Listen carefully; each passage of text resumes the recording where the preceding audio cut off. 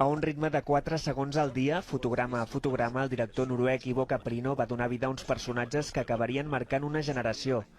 L'any 1975 va estrenar la seva empresa Titànica, la pel·lícula d'animació en stop motion Grand Prix a la muntanya dels invents. Va ser una revolució al seu país, on encara ara és la pel·lícula més vista de la història. I això, que és un film per a nens. A Catalunya va arribar una mica més tard, a principis dels 80. Va estar mesos en cartellera.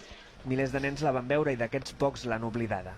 La Maite encara guarda la fitxa que li van fer omplir el dia que va anar al cinema. Li van explicar com estava feta i això li va fascinar. I tu t'imaginaves el munt de personal que hi havia allà inventant-se com vestir cada un dels personatges, els cotxes, els catxarrins, no? En plan, li talla el motor, no? I llavors...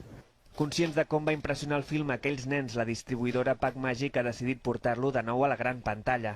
Creuen que els infants d'avui dia el sabran apreciar tant o més que els seus pares. Quan els hi proposes pel·lícules que venen d'un altre imaginari, d'altres tècniques plàstiques, d'un món potser més ric de referències, resulten especialment enganxifoses, no t'hi pots desprendre, no et pots separar-te d'aquella pantalla perquè t'estan dient coses d'una manera que no estàs acostumada a veure-ho al cinema. Tornar a estrenar la pel·lícula ha estat gairebé una tasca d'arqueologia fílmica.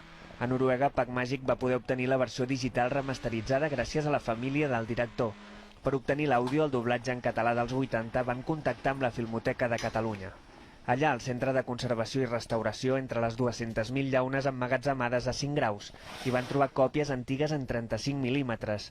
D'aquestes cintes en van poder recuperar el doblatge. Ens fa molta il·lusió veure-ho perquè ens dona sentit al nostre dia a dia, aquesta feina de recuperació, però no només a nosaltres, sinó també l'agraïment a la gent que pensa que les pel·lícules tenen un valor i que a la llarga són útils per a les generacions futures.